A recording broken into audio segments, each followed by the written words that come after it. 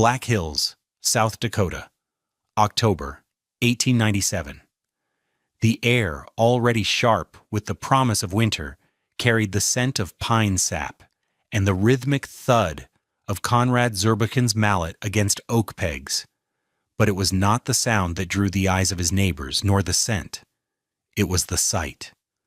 Below the ridge where most men built, a narrow, stone-choked gorge cut through the land, a 20-foot-deep scar left by some forgotten glacial melt. It was a useless piece of ground, a place to dump fieldstone and forget. And it was over this void that Conrad Zurbuchen was building his home. From either side of the chasm, massive foundation piers of granite rose, painstakingly mortared. Resting on them were the two largest timbers the local mill had ever cut, a pair of 30-foot yellow pines, squared to a perfect 18 inches. They didn't just span the gap, they cantilevered out from the piers, seeming to hang in the empty air with a stubborn, unnatural defiance. Prewitt Hance, the mill foreman, stood with a group of men, his arms crossed over his barrel chest. He had sold Zurbuchen the timbers, but now he felt a kind of proprietary regret, as if his good pine was being squandered on a monument to foolishness. "He's building a bridge to nowhere," Hance declared, his voice carrying easily on the thin air. "Come the first deep freeze, that whole frame's going to twist. Those piers will heave different, one in the sun, one in the shade. It'll tear itself apart by January." A younger farmer, Jedediah Morse, squinted. "What's he think he's doing anyway? Wasting all that space underneath?" "He's Swiss," Hance said, as if that explained everything. "They build funny in the mountains. This isn't the mountains. This is the prairie, and the prairie ground has teeth." He turned to the man next to him. "Mark my words, that man's either crazy or a fool. Probably both." Zurbuchen heard them. He had to, but he never turned. He simply sighted down the length of a cross joist, made a small pencil mark, and set his saw to the wood. The rasp of the steel blade was his only reply. The men watched for another minute, shook their heads and walked away, their judgment rendered. The mockery would last the rest of the autumn. The validation would have to wait for the cold.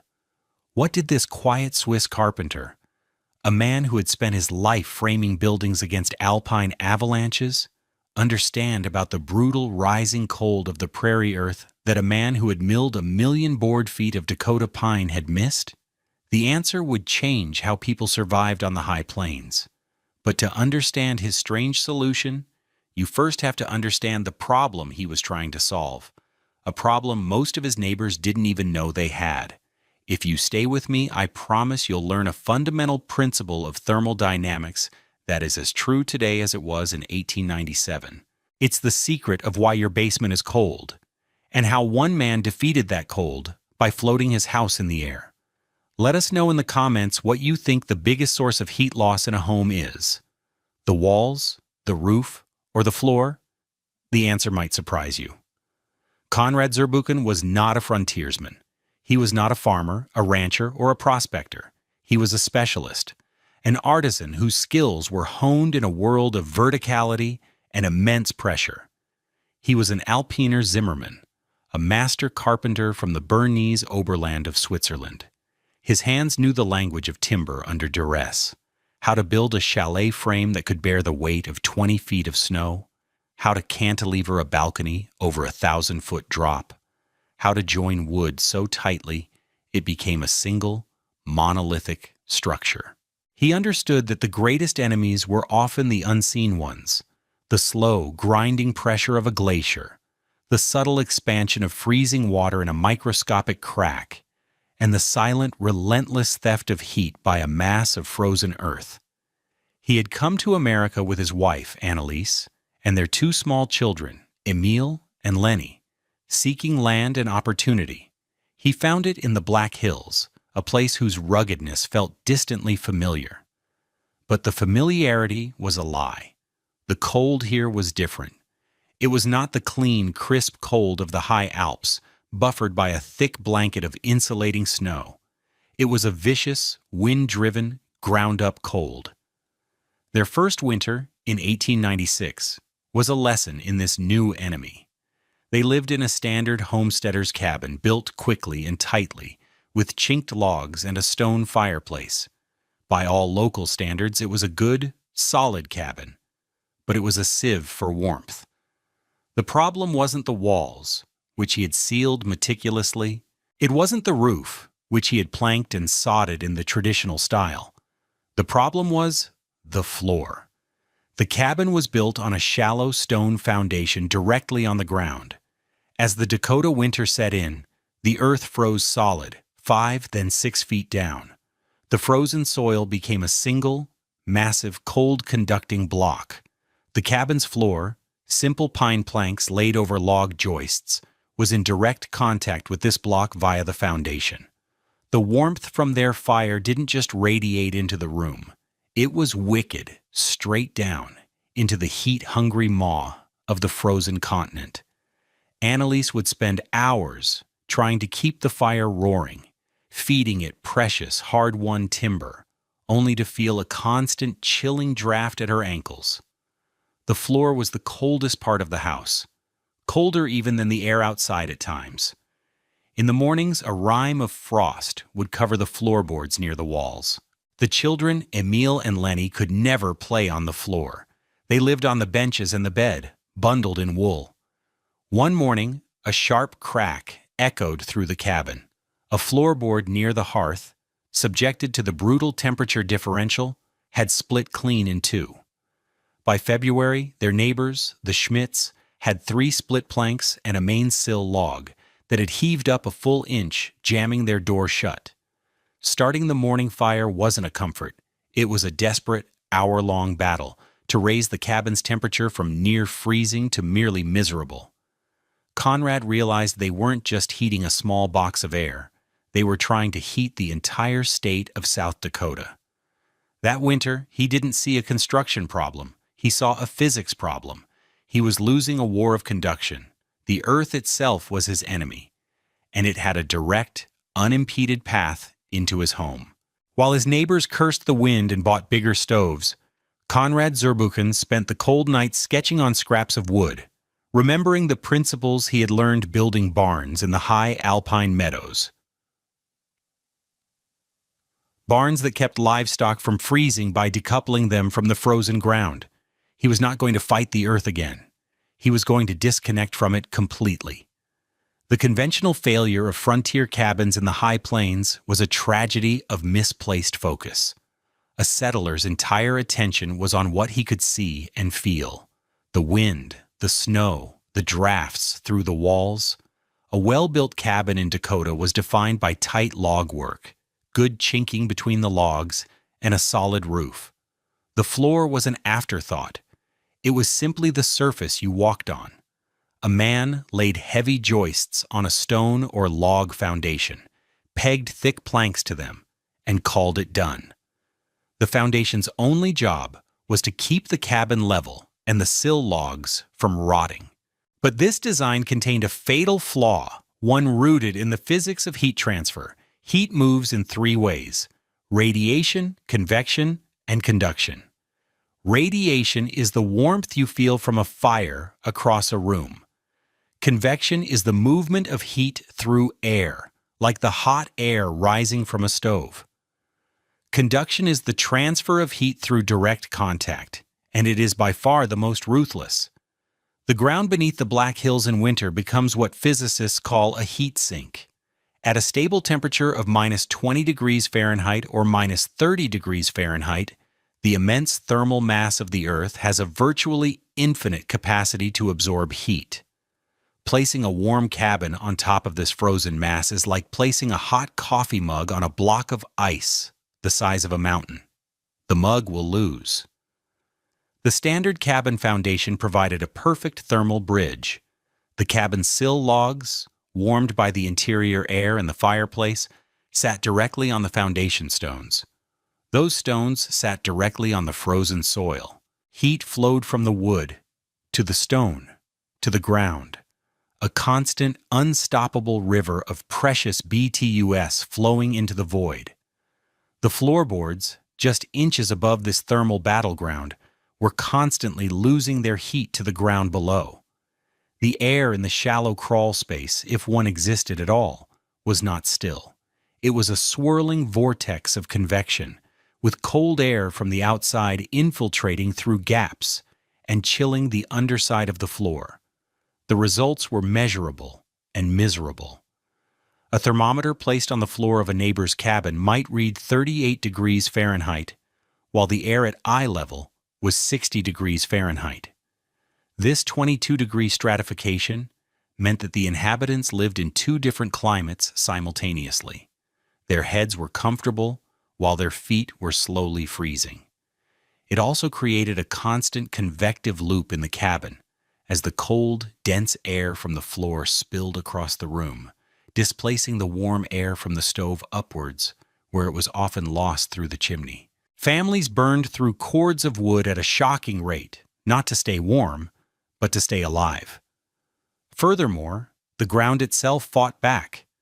As moisture in the soil froze, it expanded, creating frost heave.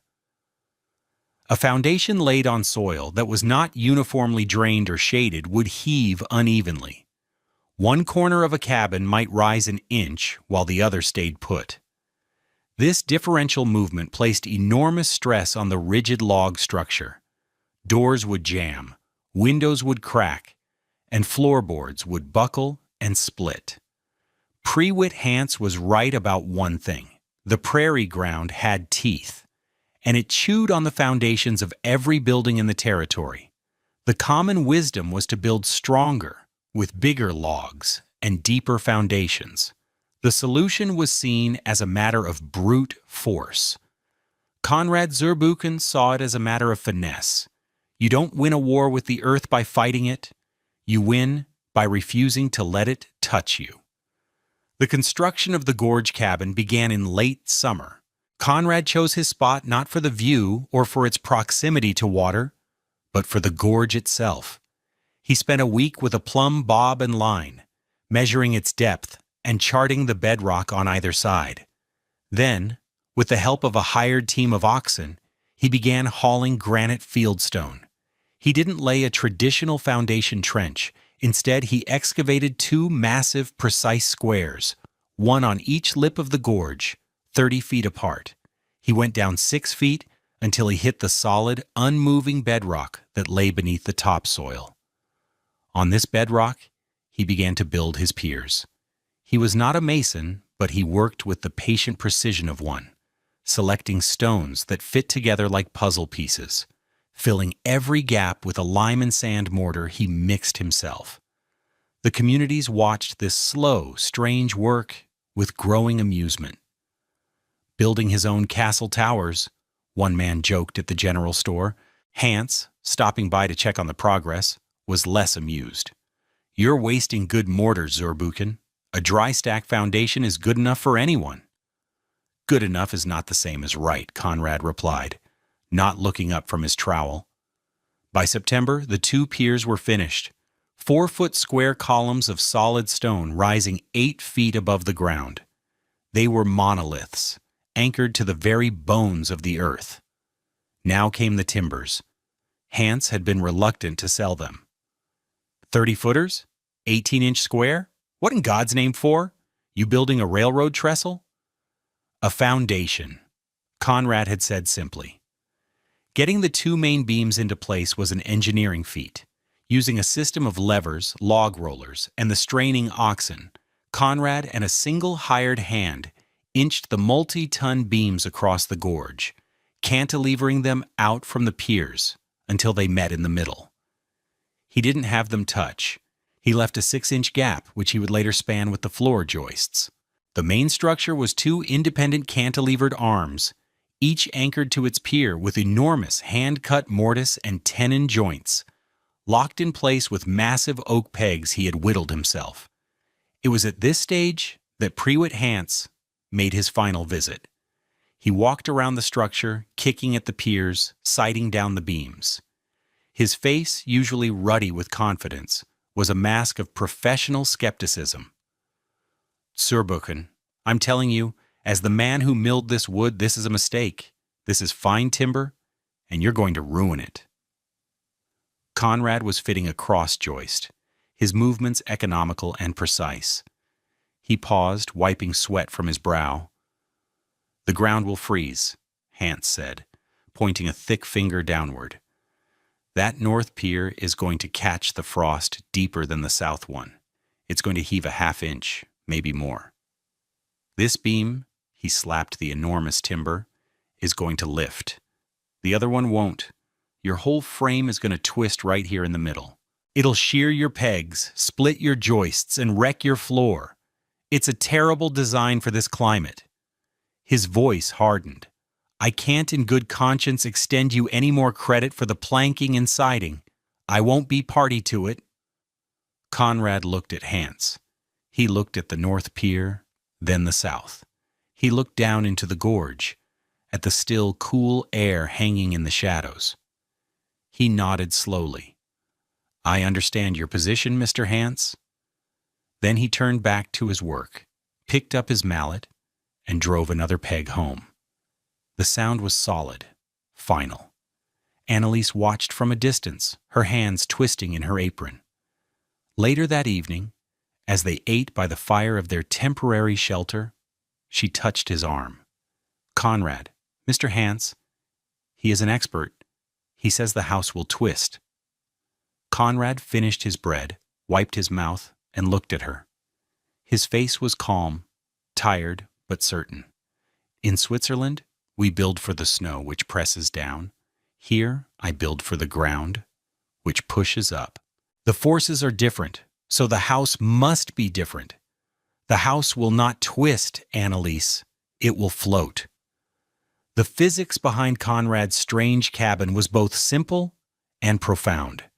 He had neutralized the primary weapon of the Dakota winter, conduction, by creating an enormous buffer of the world's best and cheapest insulator, still air. To understand the genius of this, one must think in terms of British thermal units, or BTUs. A BTU is the amount of energy required to raise the temperature of 1 pound of water by 1 degree Fahrenheit. Every piece of wood burned in Conrad's stove released a finite number of BTUs. In a conventional cabin, a huge percentage of those BTUs were immediately conducted through the floor and into the frozen ground. Compacted frozen earth, with its moisture content locked into ice crystals, is a remarkably effective conductor of heat. Its R value, a measure of thermal resistance, is abysmal, less than 1 per foot of depth. Air, on the other hand, is a terrible conductor. Its molecules are spread far apart, making it difficult for thermal energy to pass from one to the next. The R value of a 1-inch pocket of still air is about 1.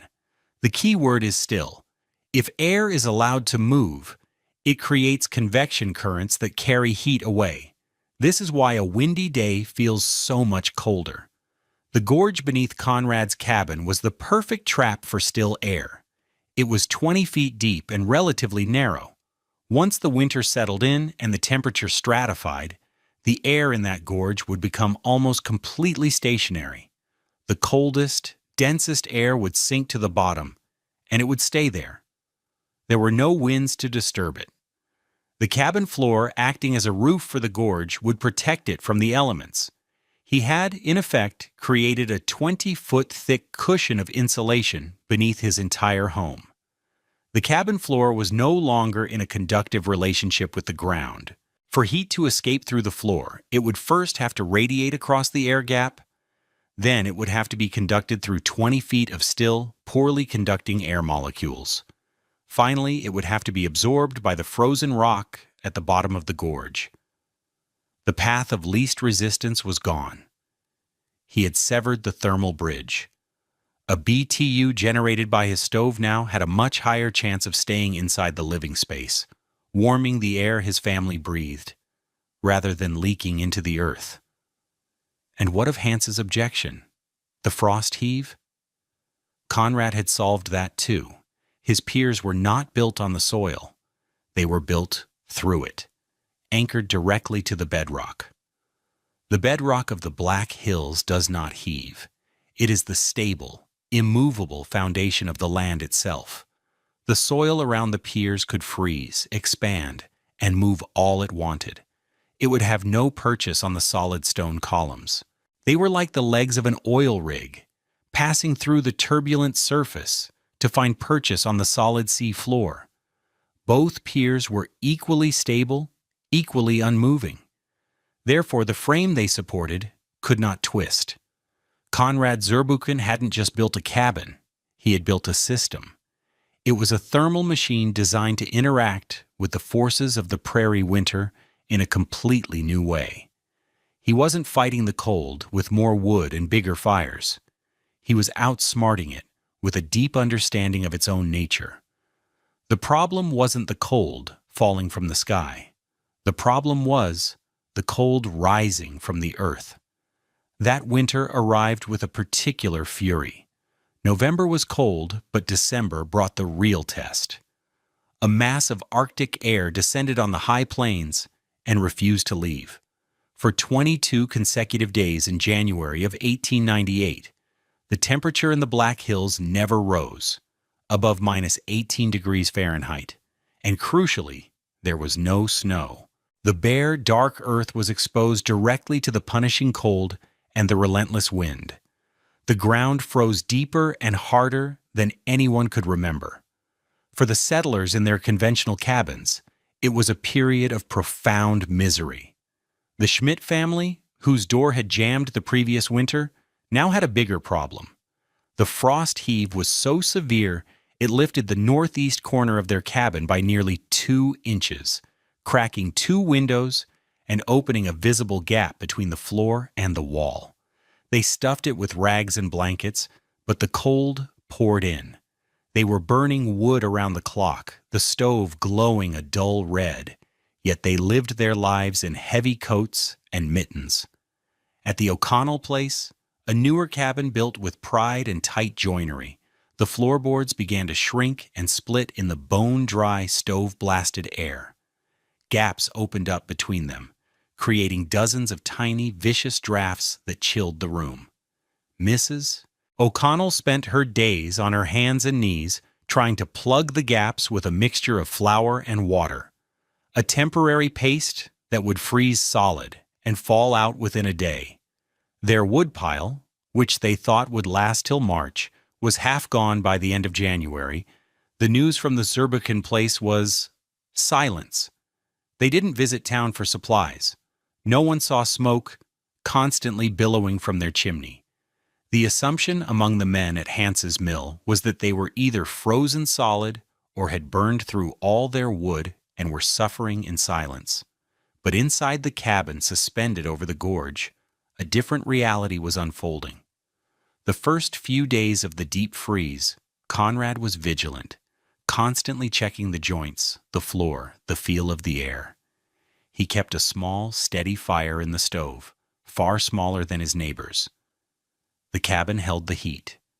The temperature stratification was minimal. The air at ankle level was only a few degrees cooler than the air at head height. The floor.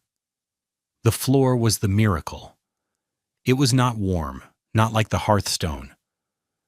But it was not cold. It felt neutral, like a piece of wood inside a protected barn. It did not suck the heat out of your feet. After a week, confident in his design, Konrad allowed a quiet normalcy to settle over his family. Lenny and Emil, for the first time in their lives in Dakota, were allowed to play on the floor. Annalise spread a blanket, and the children sat with their wooden toys, their laughter echoing in the warm, still air. The domestic warmth technique was proven in a simple, mundane act. One afternoon, Annalise was making bread. She found the smoothest, cleanest section of the pine floor, dusted it with flour, and began to knead the dough directly on the planks. In any other cabin, the cold from the wood would have instantly killed the yeast and turned the dough into a leaden lump. Here, the dough remained pliable and alive. The floor was just a floor, a stable surface.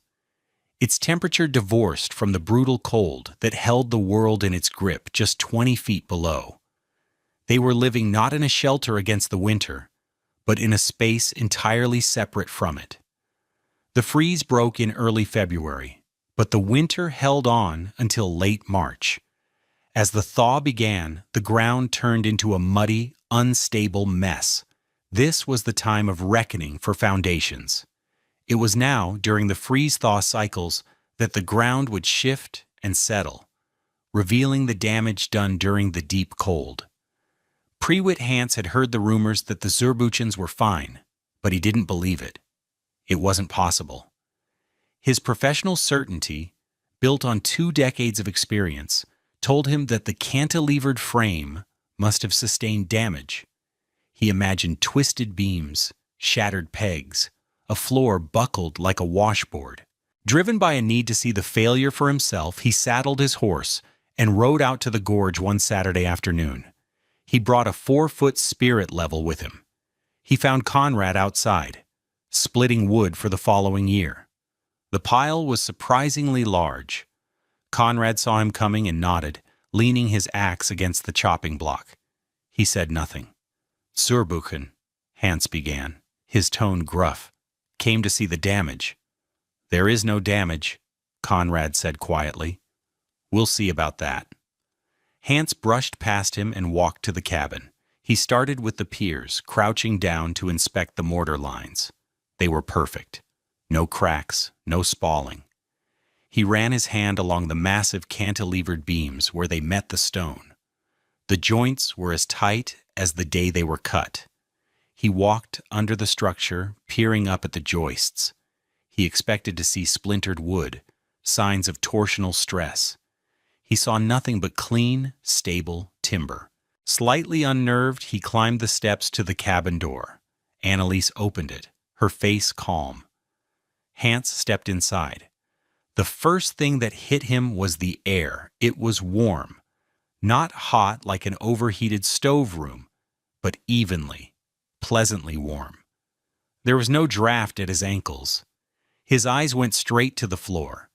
He had seen a dozen floors that week, in cabins he had supplied the timber for. They were all warped, split, and gapped. He walked the length of the Zurbuchen cabin, his heavy boots making a solid, reassuring sound. The planks were flat and tight. The seams were almost invisible. He stopped in the middle of the room and unstrapped the level from his back. He placed it on the floor, perpendicular to the joists. Conrad and Annalise watched in silence. Hance bent down, his eyes close to the glass vial. He expected to see the bubble skewed, a testament to the twisting he knew must have happened. The bubble was perfectly, exactly, flawlessly centered. He slid the level a few feet over and placed it again. Centered. He turned it 90 degrees, aligning it with the main joists. Centered. It was impossible. A floor that had survived a Dakota winter without snow cover could not be this level. It defied everything he knew.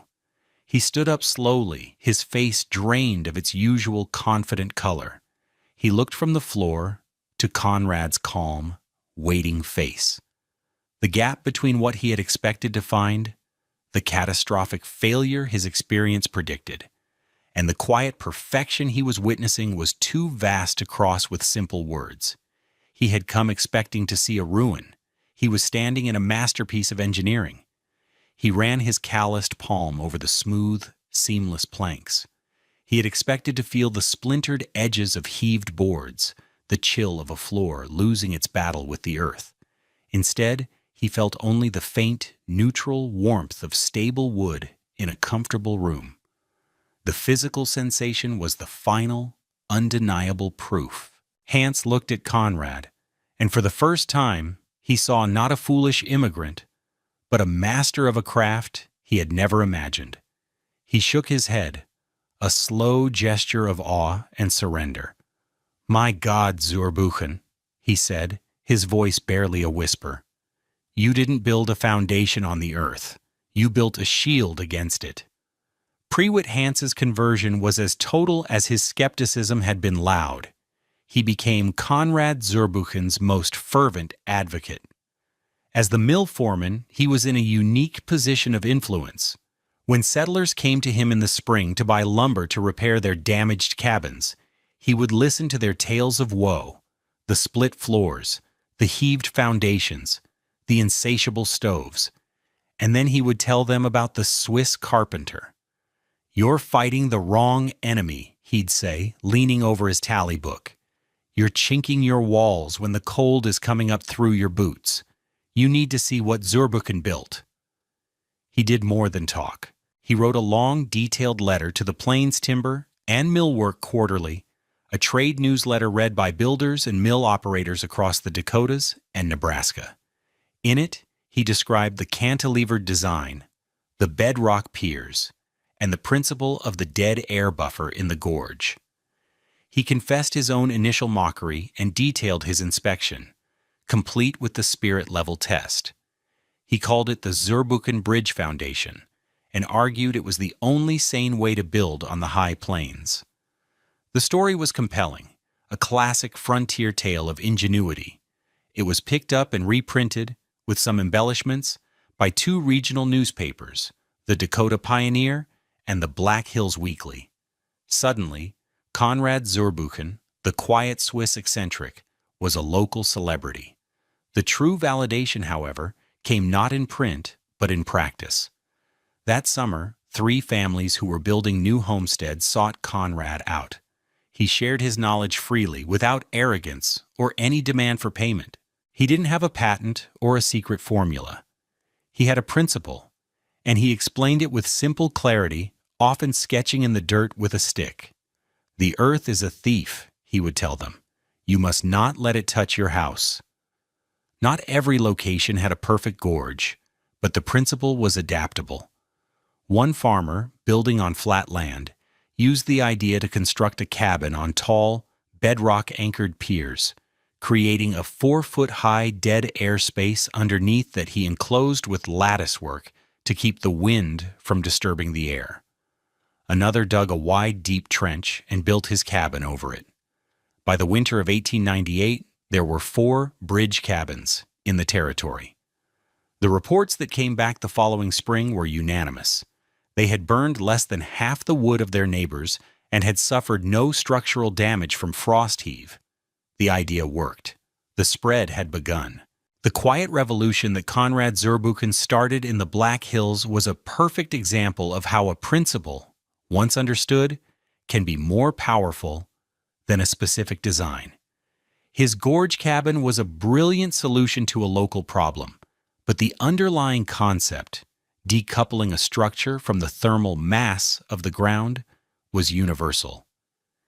He had, with hand tools and alpine intuition, stumbled upon a core tenet of modern building science, a full half-century before it would be formalized with concepts like insulated slab foundations and ventilated crawl spaces. Today, no competent architect would design a home in a cold climate without extensive insulation under the foundation. We use rigid foam board, vapor barriers, and complex drainage systems to achieve what Conrad achieved with a chasm and a column of still air. The enemy he identified, conductive heat loss into the ground, is now understood to be a primary driver of energy inefficiency in buildings worldwide. His solution was elegant because it used the landscape itself as the primary building material. The empty space of the gorge was as important as the timbers that spanned it. He didn't just build a house, he edited the landscape to create the thermal conditions he needed. This foresight, this ability to see the unseen forces at play, is the hallmark of true mastery. While his neighbors saw a useless ditch, Conrad saw an insulator. While they saw the ground as a solid, dependable friend, he saw it as a relentless, energy-draining adversary. His work serves as a reminder that the most powerful innovations often come from looking at a familiar problem from a completely new angle, an angle often provided by an outsider's perspective. In the end, the story of Conrad Zurbuchen's Gorge cabin is a testament to a simple, powerful idea. We spend so much of our lives worried about the obvious threats, the howling wind, the visible storm, the enemy at the gate. We build our walls high and our roofs strong, facing the dangers that announce themselves with noise and fury. We fight the cold that falls from the sky.